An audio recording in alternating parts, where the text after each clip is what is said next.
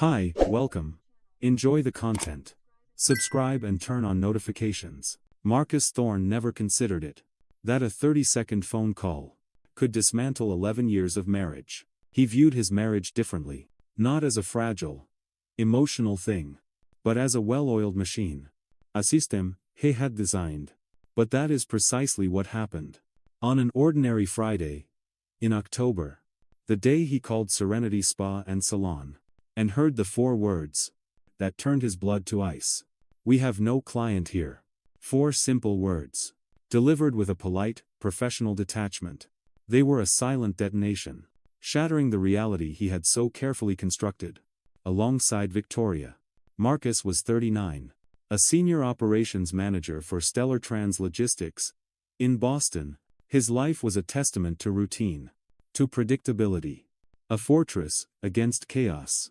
He would wake at 6, attend the gym 3 times a week, with disciplined regularity, work until 6 in the evening, and then drive his German sedan home, to the pristine townhouse he shared with his wife. He would arrive to find Victoria, dinner warming in the oven, ready to share stories from her day. She was Victoria Thorne, 36 years old, a private yoga and Pilates instructor, whose toned physique was the product of a devotion that bordered on religious. It was a vanity Marcus had always admired, even encouraged. It fit the aesthetic of their life. Victoria's blonde hair was never out of place, always gleaming under their recessed lighting, as if freshly cut. Her nails, perpetually manicured. Her eyebrows, flawlessly arched. Her skin, smooth and hydrated. Marcus liked that. He liked having a wife who was an asset. A woman who took pride in her appearance. They had no children. It had been a mutual decision. A logical conclusion, reached early in their marriage. Both were ambitious. They wanted to focus on their careers, to travel on their own terms, and to enjoy the clean, uncluttered freedom that came without the responsibilities of parenthood. Marcus traveled for work on occasion, usually short trips, 2 or 3 days, to oversee operations at other hubs. And every time he called Victoria during those trips, she would mention the spa. "I just left Serenity, darling." Pause. "Honey, I'm heading to the spa now, I'll call you later." Pause. "I got back from Serenity a little while ago. I'm exhausted." It was a constant, an unchanging data point in the algorithm of her life. Every Friday, without fail, Victoria went to Serenity Spa and Salon, a sophisticated establishment in the Back Bay that Marcus knew only by name. He had never had a reason to visit. He paid the credit card bills on which its name regularly appeared. And that was enough. That Friday in October, Marcus left work early. He had just secured a major contract, a deal that would bring millions in revenue over the next 3 years. His director had clapped him on the back, given him the afternoon off, and told him to go celebrate. Marcus's first and only thought was of Victoria. He stopped at a florist and bought a bouquet of deep red roses. The plan formed with logical precision. He would pick her up from the spa, surprise her, and take her to that new French restaurant she had mentioned. She appreciated grand gestures. She loved surprises. As he drove toward the city center, Marcus felt a genuine sense of contentment. Their marriage, like any long-term system, had its periods of stasis. But he loved Victoria. She was his partner, the person he had chosen to build this perfect life with. As he neared the street where Serenity was located, he decided to call ahead. It was a practical impulse. He didn't want to arrive and find she had already left. It would disrupt the smooth execution of his plan. He parked his car, pulled out his phone, and searched for the spa's number. The website was sleek, minimalist. He dialed. After 3 rings, a woman answered. Her voice, professional and cheerful. "Serenity Spa and Salon, good afternoon. This is Jennifer speaking, how may I help you?" Marcus smiled. The plan, clicking into place. "Hi, Jennifer. My name is Marcus Thorne. I was hoping to check if my wife, Victoria Thorne, is still there. I'd like to pick her up." There was a pause. Sound of soft keyboard clicking. Marcus heard the keys as Jennifer checked the system. Then her voice returned. Still polite, but now shaded with confusion. Mr. Thorne. I've just checked our system. I don't seem to have a client named Victoria Thorne. Does she have an appointment with us today? Marcus's smile faltered. He frowned. No, I'm not sure if she books in advance, but she comes there every Friday. For years. She always talks about Serenity Spa. Another pause. This one was longer. Heavier. A knot of unease began to tighten in his chest. Jennifer spoke again. Her tone now more serious, more deliberate. Sir. I've checked our entire client database, going back several years. Pause. We don't have any Victoria Thorne registered as a client. Longa pause.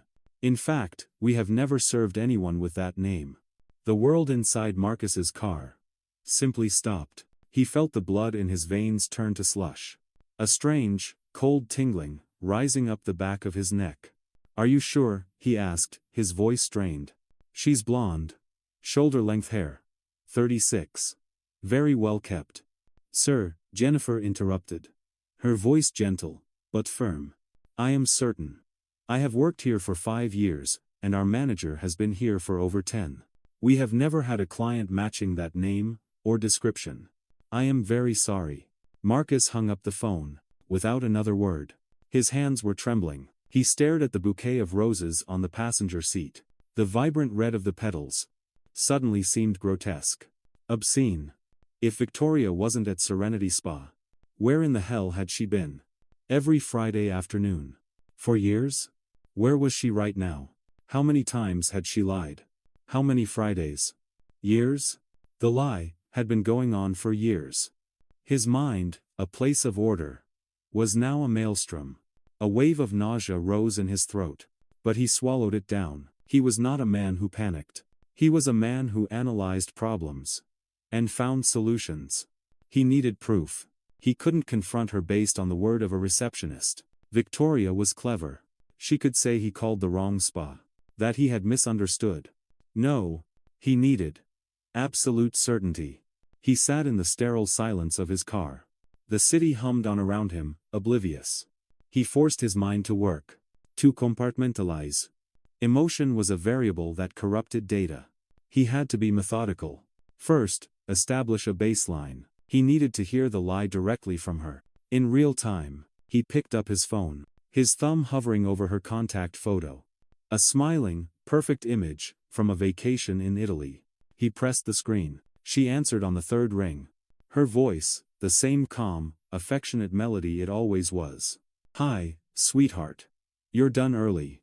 Is everything okay? Marcus took a deep, controlled breath, managing every word. Yes, I closed the deal. I was thinking of taking you out to dinner tonight to celebrate. Where are you? Oh, that's wonderful, honey. Congratulations. Her delight sounded completely genuine. I just left Serenity. I'm heading home now. How about that new French place I wanted to try? The lie. So blatant. So effortless. It pierced his chest. Like a shard of ice. She was doing it right now. Weaving the fiction in that sweet, natural voice. As if it were the easiest thing in the world. He gripped the steering wheel. His knuckles turning white. All right, he said. His voice a flat monotone. See you at home. He ended the call before she could respond. Before his control could crack. He sat in the car. Processing the storm. Betrayal. Humiliation. Anger. Pain. But beneath it all, a cold, sharp determination began to crystallize. He would not be a fool. He would not be the husband who closes his eyes, and pretends not to see. He would see this through. He would find the truth. No matter the cost. His thoughts turned to Greg. A colleague from finance, who had gone through a brutal divorce. He found the number and called. Marcus. Heard about the deal, man. Congratulations. Greg. I need a favor, Marcus said. His tone, pure transaction. You used a private investigator, didn't you? Someone good. Discreet.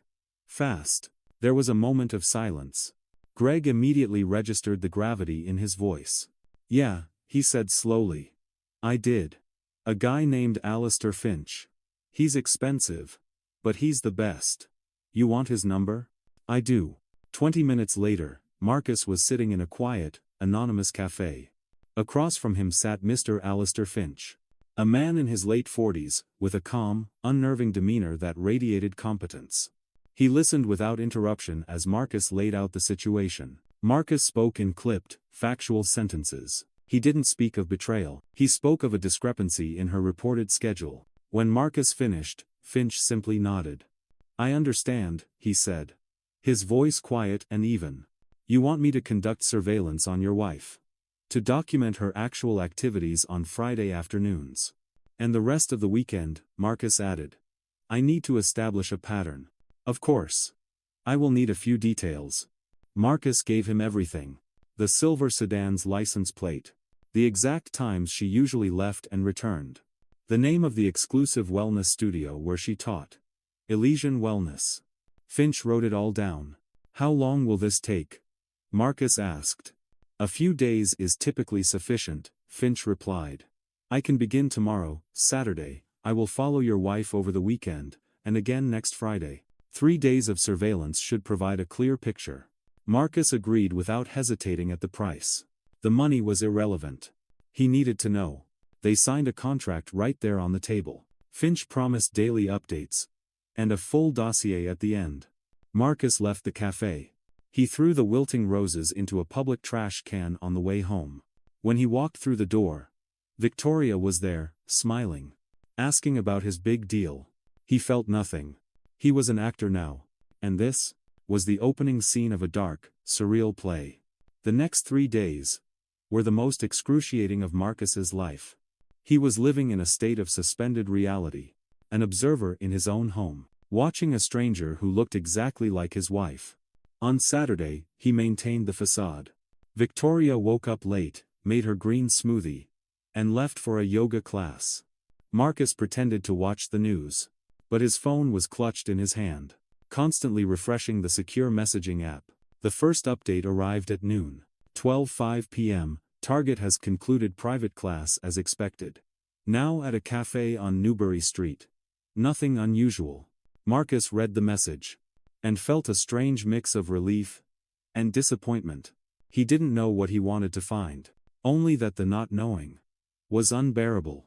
Victoria came home an hour later, full of chatter. He listened. He nodded. He asked the appropriate questions. That night, she rested her head on his shoulder as they watched a movie. He felt a profound sense of revulsion. She was more affectionate than usual. He wondered, with a cold spike of paranoia, if she suspected something. But he dismissed it. She had no reason to believe her world was about to be torn apart. On Sunday, she met a friend for brunch. 1:15 p.m., Target is at a restaurant in the South End with a woman. Appears to be a platonic meeting. Nothing suspicious noted. He breathed out slowly. But the tension did not ease. He knew the weekend was just the preamble. Friday was the crucial day. Friday was when the real performance took place. Monday through Wednesday. The routine continued. Marcus went to work, finding comfort in the black and white certainty of his job. At night, he and Victoria would eat dinner together. Their conversation, trivial. He felt like a spy in his own life, playing the part of the trusting husband, while a storm of suspicion and rage consumed him from the inside. On Thursday night, a message from Finch arrived. 9:30 p.m., tomorrow is the day. I will be in position early. Marcus barely slept. He lay awake in the dark beside her, listening to the soft, even sound of her breathing. And he wondered, who is this person? The indifference he had sometimes felt had now curdled into a potent, toxic jealousy. On Friday, Marcus went to work. But he couldn't concentrate. He stared at his computer screen, the numbers blurring into meaningless shapes. He checked his phone every 5 minutes. His stomach in a tight, acidic knot. He waited. At 3 o'clock, the first message arrived. 2:47 p.m. Target has left Elysian Wellness. Marcus's heart began to pound against his ribs. 15 minutes later, another update. 3:02 p.m., Target is not heading downtown toward the Back Bay. Target is proceeding south. Marcus knew the south side. Full of modern condos and sleek apartment buildings. At 4:15, the message that changed everything. 4:15 p.m., Target has entered the underground parking garage of the Fenway Residences, a private condominium complex. There was no spa there. There was nothing there. But apartments. 4:18 p.m. I'm gathering visual evidence. Marcus's palms were slick with sweat. He couldn't pretend to work. He stood up abruptly, grabbed his keys, and told his assistant he had a family emergency. He left without another word. He got in his car and drove. With no destination. Unable to go home. Unable to do anything. But wait. At 6 o'clock, his phone rang. It was Finch. Marcus, the investigator's voice was calm, but carried a new weight. I need you to come to my office. I have everything. Marcus reached the office in 20 minutes. His mind a blank, cold slate. Finch greeted him at the door, and led him into a small, functional room. He opened a laptop, and turned the screen toward Marcus. I'm sorry, Finch said simply. Marcus looked at the screen. And there it was. The truth. In high-resolution color. Photos. Dozens of them. Laid out in a chronological timeline. There was Victoria. Stepping out of her car in the parking garage. There was Victoria. Walking toward a building entrance. There was Victoria. Being greeted at the door of a second-floor apartment. By a man. He was tall, dark hair, stubble on his jaw.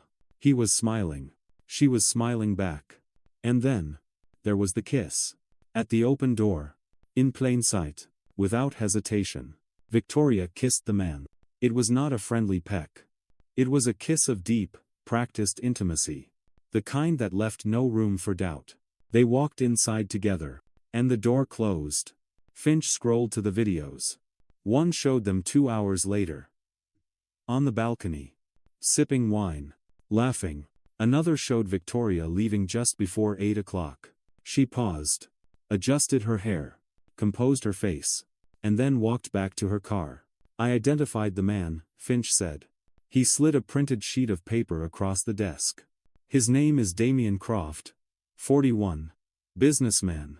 He is the owner of Elysian Wellness. The studio where your wife teaches. Divorced 3 years ago, has lived in that apartment for 2. Marcus stared at the photo of Damien Croft.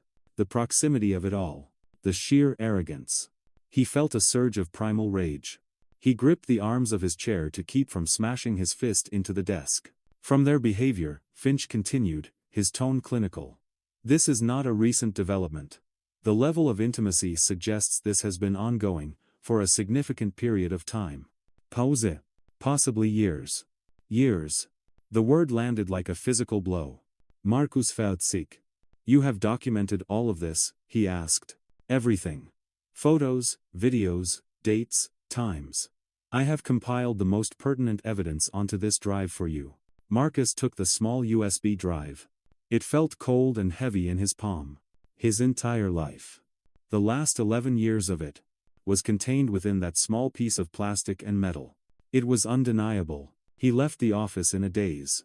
He sat in his car for a long time, staring at the USB drive. The system failure had been identified. Its root cause. Exposed. Now came the final phase. Decommissioning.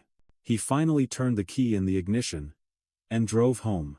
When Marcus arrived home, he went straight to his office. He plugged in the drive.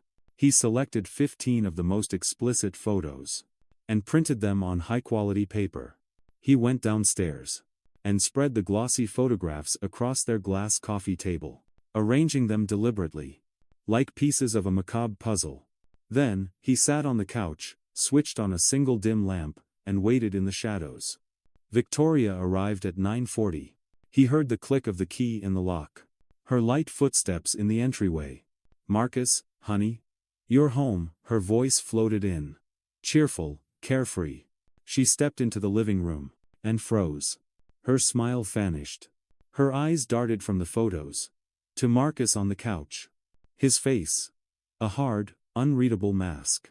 Victoria's face drained of all color. Her mouth opened. But no sound came out. Sit, Marcus said. His voice was low. Controlled.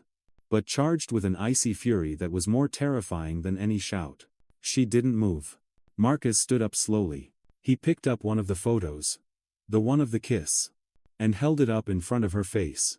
I said. Sit down. The command broke her paralysis. She stumbled toward the armchair. And sank into it. Her hands trembled in her lap. Marcus. I can explain, she stammered. Explain? A sound that was almost a laugh, but humorless and sharp, escaped his lips. You're going to explain. How you spent years lying to me? How every Friday you told me you were going to Serenity Spa, when you were actually sleeping with Damien Croft in his apartment? Tears began to stream down her face, smudging her perfect makeup. How? How did you find out? Does it matter? Marcus tossed the photo onto the table. Does it matter that I called the damned spa?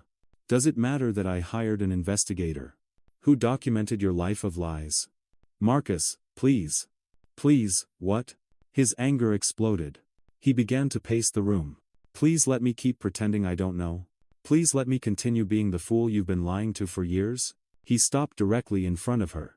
His eyes burning. How long, Victoria? How long has this been going on? She sobbed. 2 years, she whispered. Her voice broken. 2 years. The words punched the air from his lungs. 2 years of lies. 2 years of fake Fridays. Anniversaries. Birthdays. All of it, a performance. Why? Marcus finally asked. His voice barely a whisper.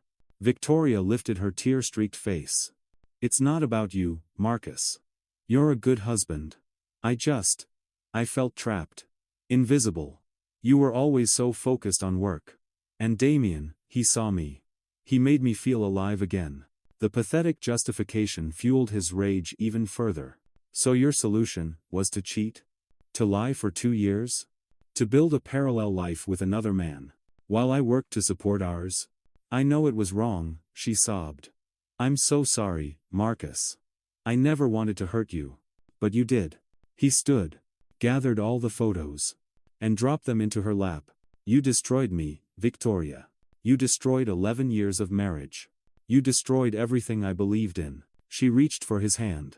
He pulled away as if her touch were acid. Please, Marcus. We can get through this. I'll end it with him. We can fix this. Fix this? He interrupted, incredulous. You think you can fix 2 years of systematic deception? You think I'll ever be able to look at you again, without seeing these photos? We can try, she begged. Please, Marcus. I love you. He took a decisive step back, creating a chasm between them. No. Pause. It's over. Pause. We're done. He pulled out his phone and showed her the screen. The contact information for a divorce attorney. I called a lawyer this afternoon. I'm filing on Monday. The finality in his voice was absolute. Victoria collapsed, falling to her knees on the expensive rug, her body convulsing with uncontrollable sobs. Marcus watched her for a moment, feeling a flicker of something.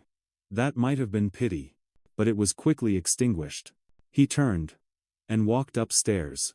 He went into the guest room and locked the door, leaving her alone with the glossy, undeniable proof of her lies. On Monday morning, Marcus was in the office of his attorney. I don't care about the money, he said. I just want out. I want this over. In the weeks that followed, Marcus moved into a temporary apartment. Victoria tried to contact him relentlessly. Texts, voicemails, emails. He ignored all of them. A few weeks later, at a dinner party with mutual friends, the inevitable question arose. The table fell quiet. With unsettling calm, Marcus looked at the faces around him, and said, I discovered Victoria hasn't been going to a spa on Fridays. As it turns out, she's been spending those afternoons for the past 2 years with Damien Croft, the owner of Elysian Wellness. A shocked, absolute silence descended.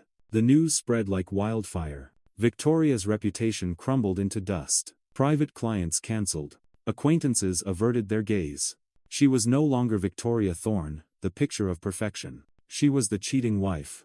Damien Croft did not escape unscathed. Clients left his studio. His business suffered. Recognizing the complications, he abruptly ended things with Victoria. He blocked her number and vanished from her life. Victoria found herself completely alone, without her husband, without her lover, without her reputation. Eventually, she sold the townhouse. and moved to a small town 2 hours away from Boston. Seeking anonymity. Marcus, meanwhile, focused on himself. He accepted a promotion. He rejoined his old golf club. He started Italian cooking classes.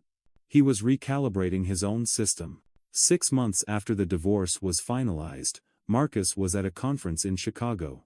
During a coffee break, he met a woman. Her name was Sophie, a supply chain consultant. She had a genuine, uncomplicated smile. Their conversation was light, intelligent, refreshingly direct. Sophie was also divorced. She understood the pain, but carried it without bitterness. She was honest. She was real. Months later, they began meeting regularly, building something solid. One honest conversation at a time. Marcus never saw Victoria in person again. He heard she was struggling.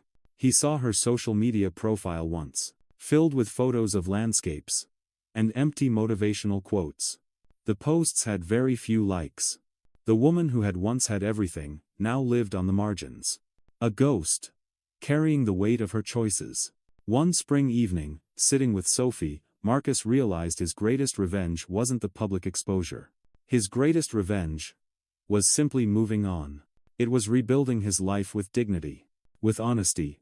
It was proving to himself that he wasn't defined by the betrayal, but by how he had chosen to rise after it. Sophie took his hand across the table. "What are you thinking about?" she asked. Marcus smiled. A genuine, light smile that reached his eyes. "I'm thinking," he said, "that it was worth waiting for the right person." And it was true. He had learned that true partnership is built on truth, not well-told lies. Victoria had chosen the easy path. And in the end, she had lost everything. Marcus had chosen the hard path of painful truth.